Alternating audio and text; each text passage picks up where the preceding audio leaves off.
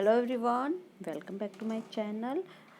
आज हमारा टॉपिक है regulation of glucose level of blood. ठीक है, जो ब्लड है हमारा, जो हमारा सीरम है, उसके अंदर किस तरीके से ग्लूकोज लेवल जो है वो हमारा रेगुलेट रहता है। ठीक है, ग्लूकोज सिंपल सी बात है, जो भी हमने कार्बोहाइड्रेट खाया, चाहे हम डाइसैकेराइड्स खाएं, पॉलीसैकेराइड्स खाएं, वो वापस जाकर के हमारा किस में टूटता है। वो सिंपल सी बात है, हमारे स्मॉल इंटेस्टाइन में इन 3 मोनोसैकेराइड्स में टूटता है, ग्लूकोज, गैलेक्टोज और फ्रक्टोज। ठीक है, और इनमें टूट करके वो किसके थ्रू, हमारी जो सेल वॉल होती है उसके थ्रू, हमारा स्मॉल इंटेस्टाइन में जो सेल वॉल पाई जाती है उसके थ्रू वो एब्जॉर्ब हो जाता है। एब्जॉर्ब होकर वो कहाँ जाता है? ब्लड वेसल्स में जाता है। ठीक है, ब्लड वेसल्स में वो ग्लूकोज जो है लीवर तक और सेल्स तक जाता है ब्लड वेसल के थ्रू, और वह ग्लूकोज किस में कन्वर्ट होता है? पायरुवेट में। ग्लूकोज कन्वर्ट होता है किसका? पायरुवेट में। और साइटोसोल करके एक पार्ट होता है हमारा, साइटोसोल एक पार्ट होता है हमारा किसका? सेल में। ठीक है, तो सेल में वो किस में कन्वर्ट हो जाता है? साइटोसोल पार्ट में कन्वर्ट हो जाता है पायरुवेट में। कौन? ग्लूकोज। फिर माइटोकॉन्ड्रिया में जाता है। माइटोकॉन्ड्रिया में पायरुवेट और एसिटाइल को एंजाइम बनता है। ठीक है, और फिर ये हमारा लास्ट में जब माइटोकॉन्ड्रिया में पायरुवेट और एसिटाइल को एंजाइम भी हमारा कार्बन डाइऑक्साइड में, H2O में और एनर्जी में हमारा कन्वर्ट हो जाता है। एनर्जी किस फॉर्म में निकलती है? ATP के फॉर्म में निकलती है, यानी कि एडिनोसिन ट्राइफॉस्फेट की फॉर्म में हमारी यहाँ एनर्जी बनती है। ठीक है, तो लास्ट प्रोडक्ट हमारा क्या बना? लास्ट प्रोडक्ट बना हमारा कार्बन डाइऑक्साइड, H2O और एनर्जी। ठीक है, ये 3 चीज़ें हमारा लास्ट प्रोडक्ट बनी। कार्बन डाइऑक्साइड को हमने अपनी ब्रीदिंग के थ्रू, अपनी सांसों के थ्रू बॉडी से बाहर निकाल दिया। वाटर को हमने यूरिन के थ्रू बाहर निकाल दिया, और जो हमारा एनर्जी है उसको हमने यूटिलाइज कर लिया अपने काम करने में। ठीक है, तो इस तरीके से हमारा एंड प्रोडक्ट बनता है। अब नेचर की ये बात है, आपने देखा होगा जो हमारा ग्लूकोज बन रहा था C6H12O6 हमारा बन किससे रहा था?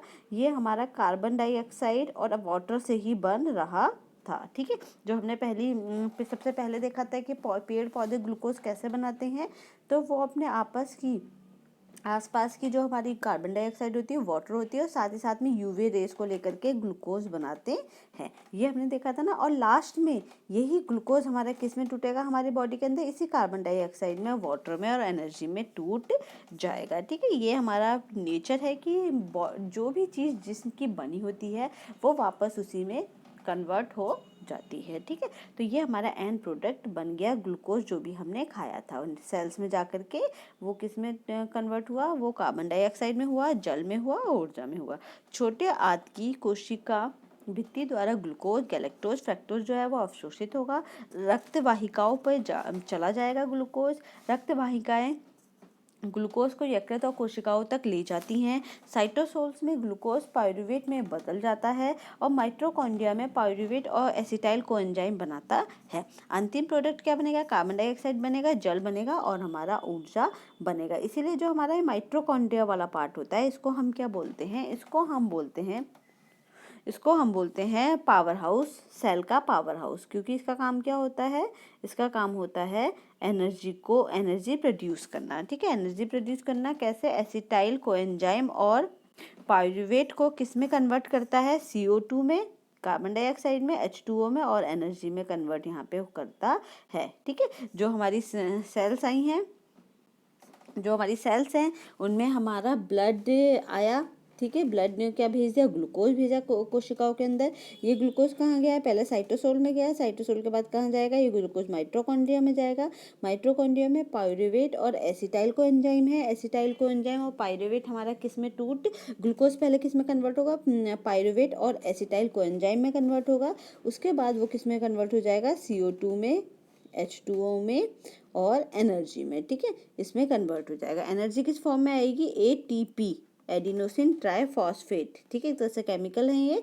एडिनोसिन ट्राइफॉस्फेट के फॉर्म में हमारी एनर्जी आएगी। ठीक है, तो इतना आपको समझ में आ गया। इस तरीके से हमारी एनर्जी हम अपनी बॉडी में यूटिलाइज कर लेंगे।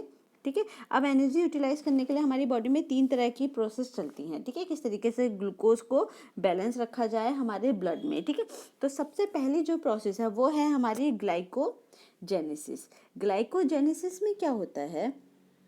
ग्लाइकोजेनेसिस की प्रोसेस में ग्लाइकोजेनेसिस मतलब ग्लाइकोजेनेसिस का मतलब क्या है कि हमारी बॉडी में ग्लाइकोजन बन रहा है, ठीक है, ग्लाइकोजन जनरेट हो रहा है। इसको ऐसे याद कर सकते हैं आप, ग्लाइकोजन जनरेट हो रहा है किस प्रोसेस के थ्रू, ग्लाइकोजेनेसिस प्रोसेस के थ्रू, ठीक है, ग्लाइकोजेनेसिस प्रोसेस के थ्रू।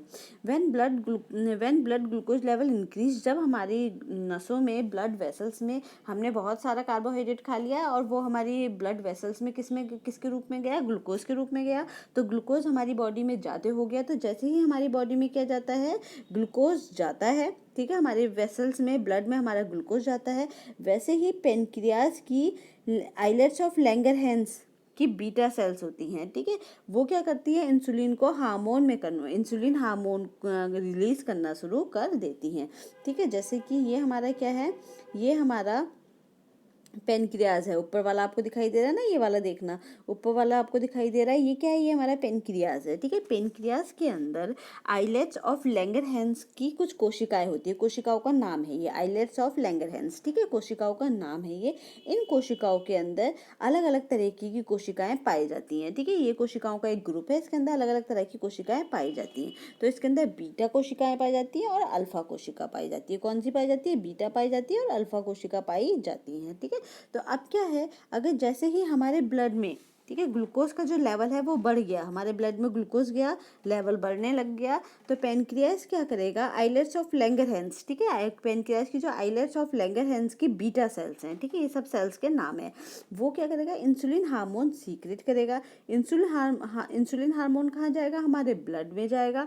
ब्लड में जाकर के वो क्या करेगा, जो भी वहाँ ग्लूकोज फालतू घूम रहा है उस ग्लूकोज को लीवर में भेज देगा और वहाँ वो ग्लाइकोजन में कन्वर्ट हो जाएगा, ठीक है। साथ ही साथ हमारा जो ये है, जो हमारा इंसुलिन हार्मोन है, ये एक काम और भी करता है। ये जो हमारी सेल्स होती है ना, ये जो सारी सेल्स हैं हमारी, ये जो हमारी सेल है, ठीक है, इस सेल्स के यहाँ पे छोटे छोटे से दरवाजे की तरह कुछ स्ट्रक्चर पाए जाते हैं, ठीक है, सेल्स के चारों तरफ हमारे कुछ स्ट्रक्चर पाए जाते हैं।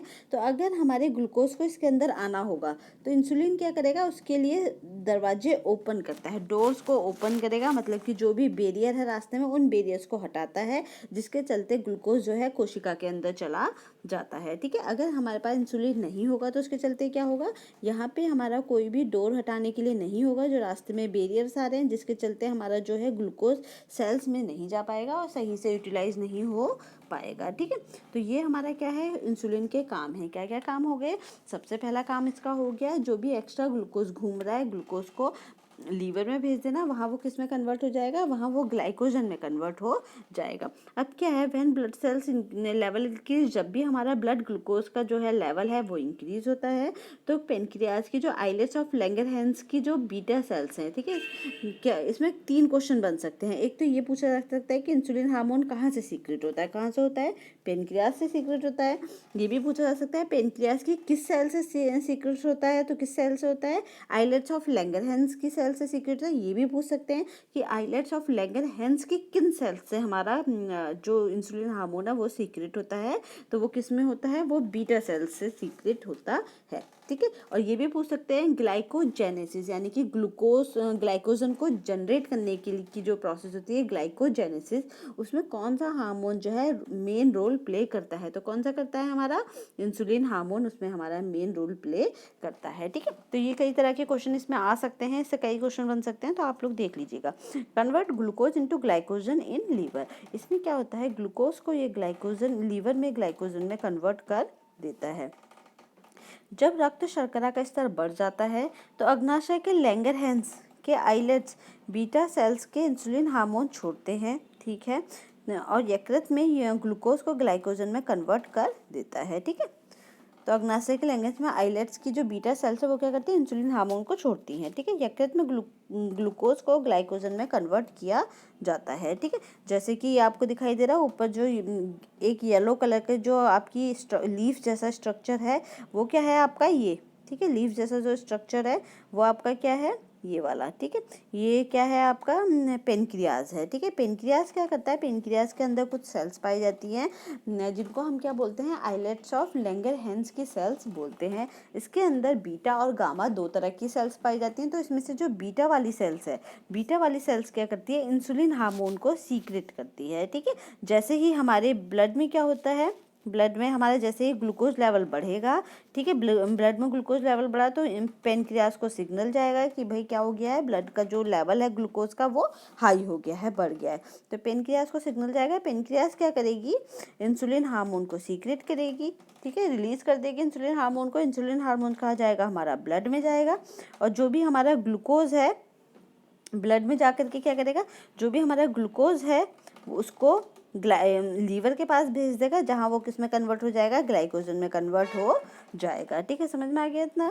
तो ये हमारा है। इसके साथ ही साथ क्या करेगा, सेल्स के वो डोर्स को और रास्तों को भी खोलेगा, जिसके चलते क्या होगा, ग्लूकोज सेल्स के अंदर एंटर कर पाएगा, ठीक है। तो एक ये काम हो गया हमारा। ये कौन सी प्रोसेस है, ये है हमारी ग्लाइकोजेनेसिस, ठीक है, जिसमें ब्लड ग्लूकोज लेवल हाई होता है तो इंसुलिन क्या करता है, उसमें ब्लड ग्लूकोज लेवल को मेंटेन रखता है, ठीक है। तो एक तो ये हो गया। दूसरा है हमारा, अगर हमारा इंसुलिन सही से यूटिलाइज नहीं हो पाएगा, ठीक है, यानी कि या तो पेनक्रियाज किसी कारणवश इंसुलिन बना ही नहीं पा रहा है। डायबिटिक केस में यही होता है, हमारा पेनक्रियाज जो है वो इंसुलिन बनाता नहीं है, ठीक है। जब वो इंसुलिन नहीं बनाएगा तो सिंपल सी बात है, जब ब्लड ग्लूकोज बढ़ रहा है तो इंसुलिन तो हमारे पास है ही नहीं, तो सेल्स में क्या होगा, ब्लड ग्लूकोज घूमता रहेगा, जिसके चलते वो बॉडी ऑर्गन्स को क्या करेगा, डैमेज करने लगेगा, यूरिन के थ्रू ग्लूकोज निकलने लगेगा, ठीक है। तो ये सब रीज़न क्या होते हैं हमारे, इन सब रीजन्स के चलते हमारा क्या होता है, ब्लड ग्लूकोज लेवल बढ़ जाता है और वो सेल्स को डैमेज करना शुरू कर देता है, अगर हमारा इंसुलिन हार्मोन नहीं बन रहा है तो, ठीक है। तो इसीलिए इंसुलिन हार्मोन या तो बन नहीं रहा है पेनक्रियाज में, या पेनक्रियाज में बन रहा है और वो बॉडी में यूटिलाइज नहीं हो पा रहा, जिसे हम टाइप 1 डायबिटीज़ और टाइप 2 डायबिटीज़ बोलते हैं, ठीक है। डायबिटीज़ में यही होता है कि बॉडी में इंसुलिन हार्मोन या तो बनना बंद हो जाता है, या फिर बनता है और बॉडी में यूटिलाइज नहीं हो पाता है, ठीक है। जिसके चलते क्या होता है, जिसके चलते ब्लड में ग्लूकोज की मात्रा बैलेंस नहीं हो पाती और ग्लूकोज ज़्यादा होता है और ब्लड में घूमता रहता है, जिसके चलते वो बॉडी में यहाँ वहाँ डैमेज करने लगता है और वो जमने लगता है बॉडी में, कहीं भी वो स्टोर होना शुरू कर देता है, ठीक है। तो ब्लॉकेज वगैरह करना शुरू कर देता है, ठीक है। तो if insulin can not utilise properly, अगर इंसुलिन सही से यूटिलाइज नहीं होगा तो कौन सी कंडीशन आ जाएगी, हाइपरग्लाइसीमिया वाली कंडीशन आ जाएगी। हाइपरग्लाइसीमिया में क्या था, बहुत ज़्यादा हमारा ग्लूकोज लेवल बढ़ जाना ब्लड वेसल्स में, ठीक है, बहुत ज़्यादा ग्लूकोज लेवल हमारे ब्लड में बढ़ जाएगा, जिसको हम क्या बोलते हैं, हाइपरग्लाइसीमिया की कंडीशन बोलते हैं। ये डायबिटिक में होती है, ठीक है। डायबिटिक यही है, हाइपरग्लाइसीमिया हमारा डायबिटिक का ही एक सिम्टम है, ठीक है। और ग्लाइकोसूरिया, ग्लाइकोसूरिया क्या होता है, ग्लूकोज जो है हमारे यूरिन में एक्सक्रीट होने लगता है बॉडी में। एक नॉर्मल ह्यूमन बॉडी में कभी भी जो ग्लूकोज है वो यूरिन के रास्ते एक्सक्रीट नहीं होता है, लेकिन अगर इंसुलिन सही से काम नहीं कर रहा है, बॉडी में बहुत ज़्यादा ग्लूकोज एक्स्ट्रा घूम रहा है, तो वो क्या करेगा, आपके ग्लाइकोसूरिया वाली प्रॉब्लम, यानी कि यूरिन में भी आपका जो है ग्लूकोज जो है वो एक्सक्रीट होना शुरू कर देगा, ठीक है। हाइपरग्लाइसीमिया, बहुत ज़्यादा ग्लूकोज लेवल हमारी बॉडी में घूम रहा है, हाइपरग्लाइसीमिया की कंडीशन है, हाइपर हो गई है, हाइपर मतलब जहाँ भी हाइपर वर्ड आया मतलब ऊंचा, ठीक है। कोई भी चीज़ ज़्यादा है तो कहाँ क्या यूज़ करते हैं, हम हाइपर वर्ड यूज़ करते हैं, ठीक है। हाइपरग्लाइसीमिया मतलब ज़्यादा ग्लूकोज हमारी बॉडी में इकट्ठा हो गया है, ग्लूकोज लेवल हमारी बॉडी में बढ़ गया है, तो हाइपरग्लाइसीमिया कंडीशन आएगी। इसके अलावा ग्लाइकोसूरिया वाली कंडीशन है, जब यूरिन में हमारा क्या करेगा, ग्लूकोज जो है वो एक्सक्रीट होना शुरू हो जाएगा। तो ये दो कंडीशन हमारी इसमें पैदा हो जाती हैं, जब हमारा ग्लूकोज लेवल बॉडी में ज़्यादा बढ़ जाता है और इंसुलिन जो है सही से काम नहीं कर पाता है। तो डायबिटिक हमारा इसी केस में होता है, इंसुलिन हार्मोन से ही जुड़ा हुआ होता है हमारा डायबिटिक, ठीक है। फिर हमारा क्या है, नेक्स्ट है हमारा टेस्ट। इसमें क्या क्या हो सकते हैं, इसमें एक जो टेस्ट करते हैं हम GTT करते हैं, ठीक है। GTT क्या होता है, ग्लूकोज टॉलरेंस टेस्ट, ठीक है। ग्लूकोज टॉलरेंस टेस्ट में क्या होता है, इसमें इसे हम ब्लड ले सकते हैं और हम यूरिन ले सकते हैं, ठीक है। ब्लड का सैंपल ले सकते हैं और यूरिन का सैंपल ले सकते हैं। फिर हम इसमें चेक करते हैं कि कितना ग्लूकोज बॉडी में जा रहा है, ठीक है। तो फास्टिंग स्टेज में मतलब कि जो सुबह हम बिना कुछ खाए जब ग्लूकोज चेक कर रहे हैं तो 80 से 100 मिलीग्राम पर 100 ml ब्लड में होना चाहिए, ठीक है। ग्लूकोज अगर इससे कम है तो हाइपोग्लाइसीमिया की कंडीशन आ जाएगी, हाइपो वाली, ठीक है, यानी कि ग्लूकोज कम हो जाएगा फास्टिंग के केस में, ठीक है। और अगर हमारा क्या हो गया, इससे ज़्यादा है ग्लूकोज, 80 से 100 मिलीग्राम से भी ज़्यादा ग्लूकोज है, जब हमने सुबह कुछ नहीं खाया है उस समय मॉर्निंग टाइम पे हम फास्टिंग स्टेज पे ये वाला चेक करते हैं। अगर इससे ज़्यादा है तो वो क्या आएगी, हाइपरग्लाइसीमिया की कंडीशन आएगी। तो नॉर्मल रेंज क्या है हमारा, 80 टू 100 मिलीग्राम पर 100 ml ब्लड में, ठीक है। फिर नेक्स्ट है हमारा जो, अब हम जो खाना खाने के बाद, मतलब जो हम फूड ले लेते हैं, फूड लेने के हम 2 घंटे बाद फिर से चेक करते हैं, ठीक है। जब वो अच्छे से डाइजेस्ट हो जाता है और उसका जो ग्लूकोज है वो हमारी ब्लड वेसल्स में जाने लगता है, तो हम 2 घंटे बाद फिर से चेक करते हैं। आफ्टर 2 आवर हम करते हैं चेक, तब देखते हैं कि हमारा ब्लड ग्लूकोज कितना आ रहा है, ठीक है। ग्लूकोज टॉलरेंस टेस्ट दोबारा जब हम करते हैं तो उसमें या तो हमारा कितना आएगा, 100 ml पे 120 से 140 का ग्लूकोज होना चाहिए, ठीक है। बिल्कुल कुछ नहीं खाया है, खाली पेट अगर हम कर रहे हैं, कुछ हमने नहीं खाया है, तो 80 टू 100 मिलीग्राम पर 100 ml ब्लड में होना चाहिए। और खाने के बाद हमारा 120 टू 140 पर 100 ml ब्लड में होना चाहिए हमारा ग्लूकोज। इससे कम या ज़्यादा जो है वो हमारा हार्मफुल कंडीशन होती है। कम किस केस में होगी, कम इस केस में होगा कि हमने कुछ खाया ही नहीं है, ठीक है। बिल्कुल फास्टिंग वाली स्टेज में जब हम रहेंगे कई दिन तक, तब हमारा 80 से भी नीचे जा सकता है, ठीक है। इसके विपरीत जब हमारा इंसुलिन सही से काम नहीं कर रहा है तो क्या होगा, वो 100 से भी ऊपर जा सकता है, ठीक है, फास्टिंग स्टेज में, और 140 से जा सकता है हमारा ईटिंग वाली स्टेज में, ठीक है। तो ये क्या हो गया, हमारे टेस्ट हैं। तो अगर हमारा ये GTT आता है तो GTT हम किसके लिए चेक करते हैं, हम ग्लूकोज को चेक करने के लिए GTT को यूज़ करते हैं, जिसे हम बोलते हैं ग्लूकोज टॉलरेंस टेस्ट। इसमें से कई बार एग्जाम में ये आया हुआ है कि जो हमारी नॉर्मल रेंज है किसकी, ग्लूकोज की, बॉडी में ग्लूकोज की नॉर्मल रेंज क्या होती है, तो कितनी होती है, 80 टू 100 मिलीग्राम पर 100 ml ब्लड होती है फास्टिंग के केस में। और खाना खाने के बाद हमारी होती है 120 टू 140 पर 100 ml ब्लड में, ठीक है। ये याद कर लीजिएगा क्योंकि ये आता है एग्जाम में, TGT PGT के एग्जाम में तो अक्सर आता है ये वाले क्वेश्चंस, ठीक है। यदि इंसुलिन ठीक से उपयोग नहीं कर सकता है तो हाइपरग्लाइसीमिया वाली कंडीशन होती है, जिसमें क्या होता है, ग्लूकोज के स्तर में वृद्धि होती है, ठीक है, ग्लूकोज हमारा बढ़ जाता है। ग्लाइकोसूरिया वाली कंडीशन होती है, जिसमें क्या होता है, मूत्र में ग्लूकोज का उत्सर्जन होना, ठीक है। हमारे यूरिन में क्या होता है, ग्लूकोज बॉडी से बाहर निकलने लगता है, ठीक है। परीक्षण हमारा इसमें कौन सा टेस्ट अप्लाई करते हैं, हम GTT का टेस्ट अप्लाई करते हैं, ठीक है, जिसे हम क्या बोलते हैं, ग्लूकोज टॉलरेंस टेस्ट बोलते हैं। रक्त और मूत्र का नमूना एकत्र करते हैं। इसमें हमारी सामान्य सीमा क्या होनी चाहिए, 80 टू 100 मिलीग्राम पर 100 ml रक्त में होना चाहिए हमारा, जब हमने फास्ट किया है, खाना नहीं खाया है।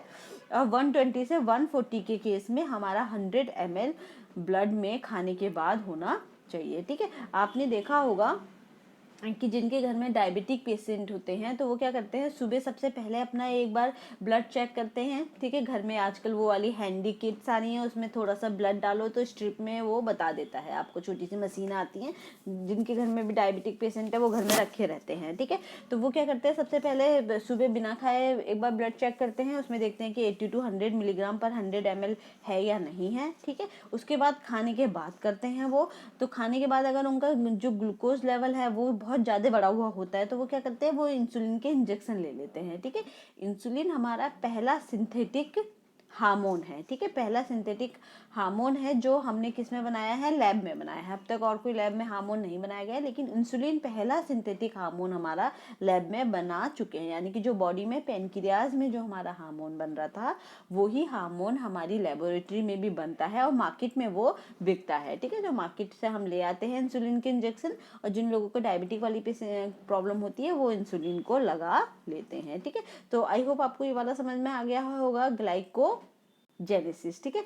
ग्लाइकोजेनेसिस क्लियर हो गया, ग्लाइकोजन जहाँ जनरेट हो रहा है, ठीक है, जिसमें इंसुलिन जो क्या काम कर रही है, ग्लूकोज से ग्लाइकोजन को जनरेट कर रही है, ठीक है। नेक्स्ट है हमारा ग्लाइकोजिनोलिसिस, ठीक है। ग्लाइकोजिनोलिसिस में क्या होता है, इसमें हमारा क्या होता है, जो हमारा जब ब्लड ग्लूकोज लेवल घट जाता है, ठीक है। ग्लाइकोजेनेसिस में क्या था, ब्लड ग्लूकोज लेवल हमारा बढ़ रहा था, ठीक है। ग्लाइकोजेनेसिस में क्या था, हमारा ब्लड ग्लूकोज लेवल बढ़ रहा था, इंक्रीज हो रहा था, ज़्यादा हो जाता है, ठीक है। अब ग्लाइकोजेनियोलिसिस में क्या होता है, मान लीजिए मैंने पूरे दिन कुछ नहीं खाया, अगर आपने पूरे दिन कुछ खाना नहीं खाया तो ऑब्वियसली आपके ब्लड में क्या होगा, ग्लूकोज की लेवल डिक्रीज हो जाएगा, घट जाएगा। अब जैसे ही ग्लूकोज का लेवल जो आपका डिक्रीज होगा तो उसमें क्या होगा, आपका पेनक्रियाज की फिर वही आइलेट्स ऑफ लैंगरहैंस की जो आपकी बार क्या है, अल्फा सेल्स है। पहली वाली में क्या थी, जो इंसुलिन छोड़ रही थी वो बीटा सेल्स थी। अब अल्फा सेल्स, पेनक्रियाज में अल्फा सेल्स भी पाई जाती हैं। अल्फा सेल्स क्या करती है, ग्लूकागॉन हार्मोन को रिलीज करती हैं। कौन से हार्मोन को रिलीज करती हैं, ग्लूकागॉन हार्मोन्स को रिलीज करती हैं, ठीक है। ब्लड ग्लूकोज लेवल घट जाता है हमारा, ठीक है। जैसे ही हमने बहुत टाइम से कुछ खाना नहीं खाया, हमारी बॉडी में कार्बोहाइड्रेट नहीं गया, तो क्या होगा, ब्लड ग्लूकोज लेवल जो है वो घट जाएगा, जिसके चलते क्या हो जाएगा, पेनक्रियाज की आइलेट्स ऑफ लैंगरहैंस की जो अल्फा सेल्स है वो क्या करेंगे, ग्लूकागॉन हार्मोन को सीक्रेट करेंगे, ठीक है। ये ग्लूकागॉन हार्मोन कहाँ जाएगा, हमारे लीवर के पास जाएगा। कहाँ जाएगा, लीवर के पास जाएगा। और लीवर में जितना भी ग्लाइकोजन कन्वर्ट हुआ था, ठीक है, ग्लाइकोजन जो स्टोर था उसको तोड़ देगा। किस में तोड़ देगा, ग्लूकोज में तोड़ देगा। और यही ग्लूकोज हमारे कहाँ चला जाएगा, ब्लड के थ्रू सभी वेसल्स में चला जाएगा और एनर्जी देने का काम करेगा, ठीक है। रक्त शर्करा के स्तर में कमी अग्नाशय कोशिकाओं में रिलीज होगा। जैसे ही कमी होगी वैसे ही क्या होगा, अग्नाशय कोशिकाओं में रिलीज होगा ग्लूकागॉन हार्मोन, ठीक है, जो ग्लाइकोजन को क्या करेगा, ग्लूकोज में तोड़ देगा और रक्त में रिलीज कर देगा, ठीक है। तो ये हमारा क्या हो गया, ग्लाइकोजिनोलिसिस। जैसे कि आप यहाँ देख रहे हैं, जैसे कि हमारे क्या हुआ, ब्लड में क्या हो गया है, ग्लूकोज जो है वो कम हो गया है, ठीक है, लो ब्लड ग्लूकोज लेवल हो गया है, यानी कि ब्लड में ग्लूकोज की मात्रा कम होगी, जिसके चलते क्या होगा, हमें एक्टिविटी करने के लिए एनर्जी नहीं मिलेगी। जैसे कि आपने देखा होगा, कभी आप बहुत थक जाते हैं, वीकनेस होने लगती है, आप बिल्कुल बेड से उठ ही नहीं पाते हैं, तो उस केस में क्या करता है, डॉक्टर आपको क्या देता है, ग्लूकोज दे देता है, ठीक है। तो ग्लूकोज दे देता है, उससे आपको इंस्टेंट एनर्जी आ जाती है। ग्लूकोज की ड्रिप भी चढ़ा देते हैं, जब चक्कर खा के आप गिर जाते हो, फेंट हो जाते हो, तो डॉक्टर क्या करता है, आपको ड्रिप चढ़ा देता है, ठीक है, उसमें ग्लूकोज होता है। तो ग्लूकोज क्या करता है, बस आपकी फटाफट वेसल्स में जाता है, वेसल्स में जाकर के वो आपकी सेल्स में जाकर के आपको एनर्जी दे देता है, ठीक है। अब उस केस में, जिस केस में हमारे पास ग्लूकोज लेवल ब्लड में कम हो गया है, तो हमारा यही काम क्या करेगा, काम करेगा हमारा इंसुलिन।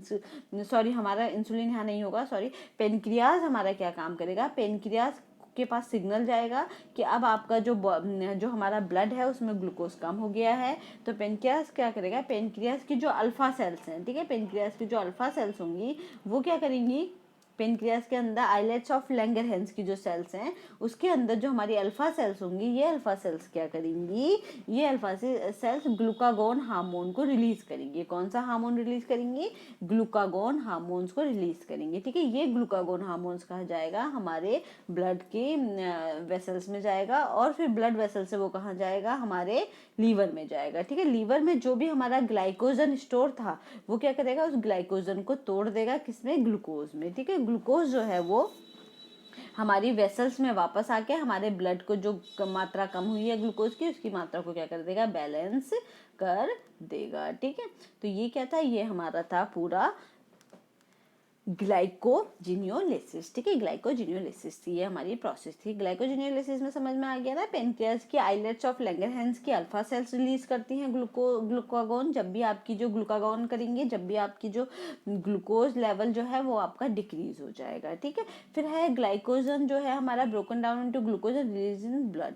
ग्लाइकोजन जो है वो ग्लूकोज में टूट करके कहाँ चला जाएगा, ब्लड में रिलीज हो जाएगा, ठीक है। रिलीज ग्लूकागॉन हार्मोन रिलीज होगा, कहाँ, हमारी ब्लड वेसल्स में जाएगा, वहां से वो कहाँ जाएगा, वो हमारे लीवर में जाएगा। और लीवर में जो भी हमारा ग्लाइकोजन स्टोर है उसको किस में तोड़ने में हेल्प करेगा, ग्लूकोज में वापस तोड़ने में हेल्प करेगा। यही ग्लूकोज जो हमारी ब्लड वेसल में जाके जो भी वहां पे ग्लूकोज की कमी हो गई है उस कमी को पूरा करके हमारी नसों में जाके हमें एनर्जी दे देगा। तो ये कौन सी प्रोसेस होगी, ग्लाइकोजिनियोलिसिस, ठीक है, ग्लाइकोजिनियोलिसिस हो गई। ग्लाइकोजेनेसिस हो गई, जिसमें हमारा ग्लाइकोजन जो है वो फॉर्मेट हो रहा है। ग्लाइकोजिनियोलिसिस में क्या है, ग्लाइकोजिनियोलिसिस में हमारा जो ग्लाइकोजन इकट्ठा हो गया था वो टूट रहा है, उसका क्या हो रहा है, उसका हाइड्रोलिसिस हो रहा है, वो टूट रहा है, ठीक है, जो भी हमारा ग्लाइकोजन है, ठीक है।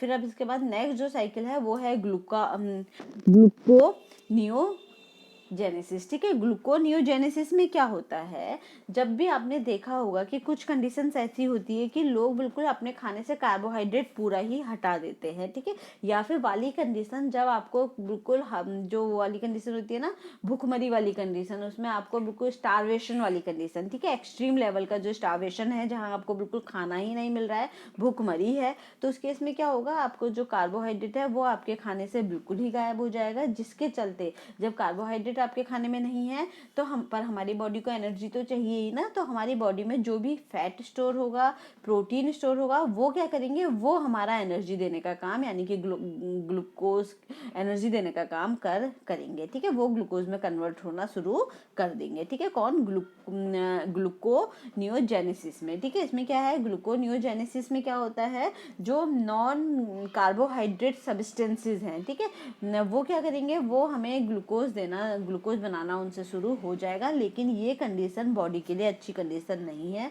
ये बिल्कुल लास्ट वाली स्टारवेशन वाली कंडीशन है, जो बॉडी के लिए बहुत हार्मफुल होती है, क्योंकि इसमें क्या होगा, प्रोटीन अपना काम छोड़ देगा, फैट अपना काम छोड़ देगा, वो सब क्या करने लगेंगे, बॉडी को एनर्जी देना शुरू कर देंगे। तो सबसे पहले फैट खत्म होगा, फैट के खत्म होने के बाद प्रोटीन भी अपना काम छोड़ के एनर्जी देना शुरू कर देगा, ठीक है, और जो कि हमारी बॉडी के लिए बिल्कुल भी अच्छी कंडीशन नहीं है, ठीक है। इसमें क्या है, glucose formation from amino acid, glucose बनेगा किससे, अमीनो एसिड से, फैटी एसिड से, ठीक है, फैटी एसिड से बनेगा, फैट से और प्रोटीन से जब हमारा ग्लूकोज बनना शुरू हो जाएगा, जब glucose level fall down less than 60 milligram पर 100 ml, जब हमारा जो ग्लूकोज लेवल जो है वो 60 मिलीग्राम हो जाता है पर 100 ml, ठीक है। नॉर्मल कितना था, नॉर्मल हमारा कितना ग्लूकोज हमने बात की थी ना अभी कि नॉर्मल कितना होना चाहिए, 80 to 100 होना चाहिए। अब यहाँ क्या है, 80 to 100 की जगह कितने में पहुंच जाता है, वो 60 तक पहुंच जाता है, ठीक है। यानी कि हमने बहुत लंबे समय तक कुछ भी नहीं खाया है, ठीक है, कार्बोहाइड्रेट बिल्कुल भी नहीं है,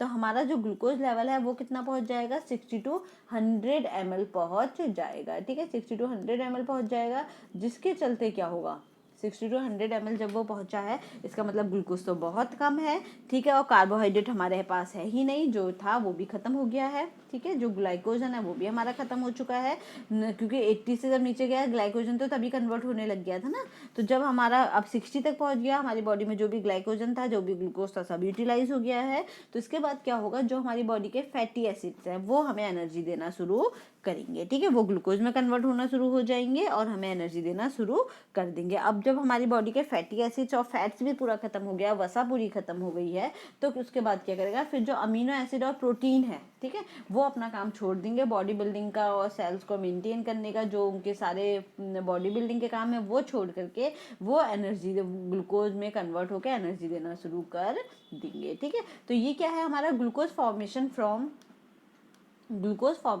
amino acids, fatty acids when glucose level fall down less than 60 milligram पर 100 ml, ठीक है।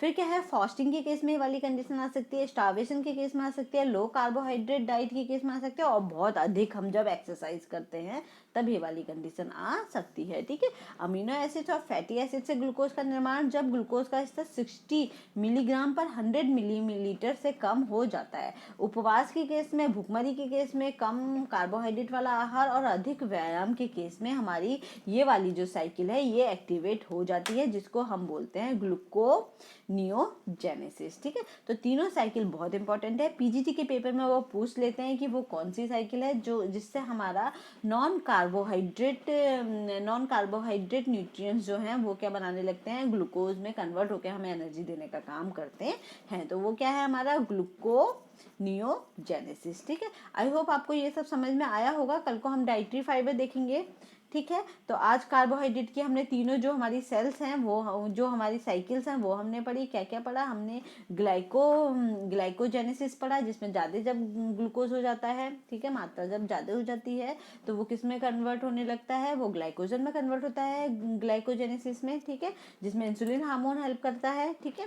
इसके बाद हमने दूसरा क्या पढ़ा, ग्लाइकोजिनोलिसिस पढ़ा। ग्लाइकोजिनोलिसिस में क्या है, जब हमारा कम हो जाता है तो जो यही हमारा जो ग्लूकागोन हार्मोन है वो क्या करता है, ग्लाइकोजन को तोड़ देता है किसमें, ग्लूकोज में, ठीक है। इसके अलावा हमने नेक्स्ट पढ़ी ग्लूकोनियोजेनेसिस। इसमें क्या होता है, ग्लूकोनियोजेनेसिस में जो हमारे अलग अलग प्रोडक्ट्स हैं, जो हमारे नॉन कार्बोहाइड्रेट प्रोडक्ट्स हैं, वो ग्लूकोज में कन्वर्ट होकर हमें एनर्जी देना शुरू कर देते हैं। तो हमारे मेन जो ये हमारे 3 तरह की साइकिल होती है।